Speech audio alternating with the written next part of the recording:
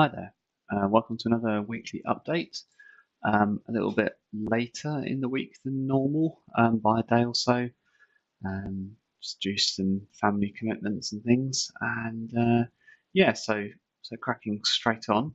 The first thing I wanted to talk about really was a blog post I put out at the start of the week around the news coming out of Build that you could enable bot framework to work with Skype for Business.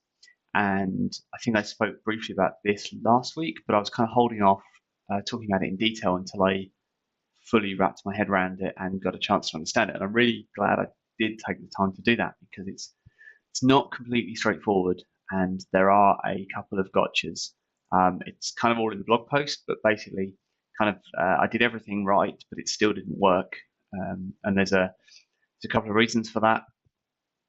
And I kind of had to do a bit of a hack to get it working, involved in removing some of the authentication code. So that's clearly not a optimal situation to be in. It's clearly not sustainable, and it probably isn't right for production as well. So yeah, interesting one that. So it's worth keeping an eye on.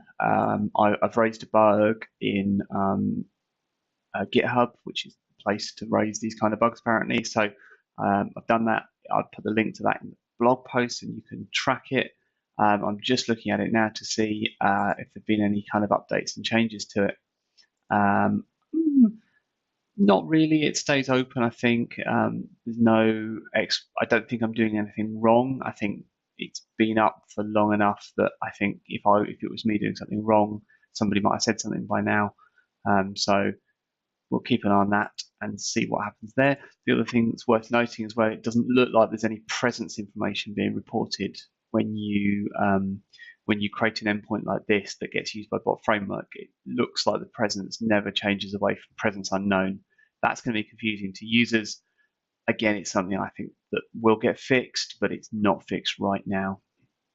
And then there's a couple of other things as well that are less important. So if you are interested in making your bot work on Skype for Business, then I think you should definitely go and read the blog post first and understand the caveats and the trade-offs that exist right now, at least so you know what you're up against. And then another blog post I put out towards the end of the week just gone is around using the bot framework and a new feature that came at Build around the ability to show up in search results. Now, I think that's pretty exciting because I think it could be a new kind of way of us interacting with search results. You know, the way if you think about a page of search results, then they're pretty much unchanged since they first came out, and that's unbelievable in the kind of tech world. If you think about it, like stuff doesn't go unchanged. Stuff gets challenged all the time. It improves. We find better and different ways of doing it. But the essential, page of search results where the ones at the top are better than the ones at the bottom, that's really hasn't changed. And I think there's a couple of interesting reasons for that we could go into. I think it's mostly down to the fact that it doesn't change because it makes Google an awful lot of money, so there is no incentive to change it. But now Microsoft are doing something different, and I think that's refreshing, and I think it is to be applauded. What they are doing is allowing you to embed bots in search results. So if I do a search for a particular business or an organization or whatever, then in that search result, I can interact directly with a bot for that organization. So if I've got a number of questions about a particular issue, I might have searched with that first question. I can then follow up directly with a bot that really understands that organization. I can get really high quality answers then, and maybe get whatever it is I'm trying to get done, like a booking or some information, or to get through to the right person. So that's really interesting. It's a multi-part process setting up this stuff up. So I've put out part one. I'm still putting together the other parts, if I'm honest. It takes quite a long time to go through and to take all the screenshots and all the gotchas and all the different variants and stuff and map them all out. So that's the kind of process that's ongoing. Part two will come out kind of the next week, probably one part a week and that also actually gives time for the bot framework publishing team, those guys, to turn around what I'm doing. I've published, so I need to wait for that to go through review before I can carry on. So gives them a little bit of breathing space as well. So keep an eye on that one. Something that I meant to talk about last week that I forgot to, and that is there was a really good blog post put up after build, really just pulling together all the bot framework presentations.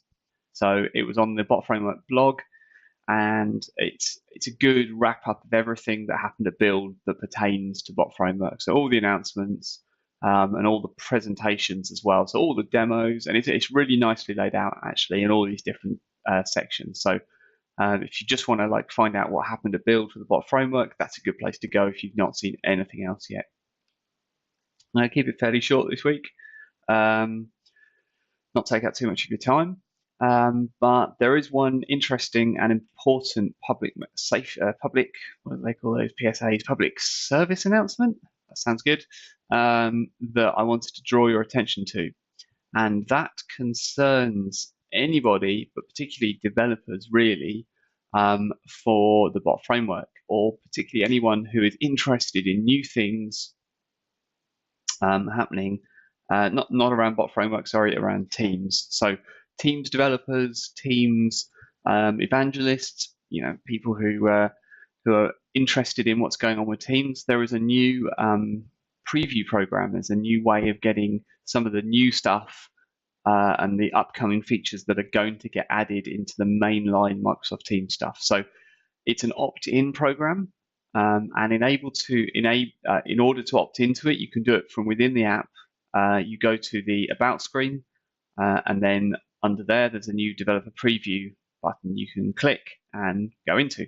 That will include, once that happens, Teams then relaunches, and when it has relaunched, you'll then get all the new stuff. In order to see that, if you can't see that developer preview button, you do need to enable sideloading in your tenant for Teams. That is all written about in this blog post I'm going to link to. So if you're a developer on Teams, if you're just a developer in some other stuff, but you are keeping an eye on what is happening in Teams, if you are interested in the Teams world, then you will almost certainly want to be on this preview program just to see the stuff that's coming down the line, because it's all pretty interesting. So that's pretty much all I wanted to say this week. I know next week is going to be a busy one. I already know there's a bunch of blog posts I want to put out. It's just about finding the time to put them together. Monday is a public holiday here in the UK.